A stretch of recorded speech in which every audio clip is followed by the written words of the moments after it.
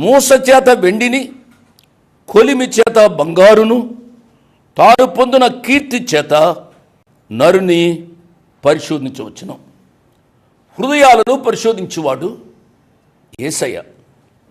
మనలను ఒకరు పొగుడుతూ ఉన్నారు అని అంటే వారు మనను ప్రేమించటం లేదు అన్నమాట. ఈ సత్యాన్ని కొంచెం మీరు సరిగ్గా అర్థం చేసుకోవాలి.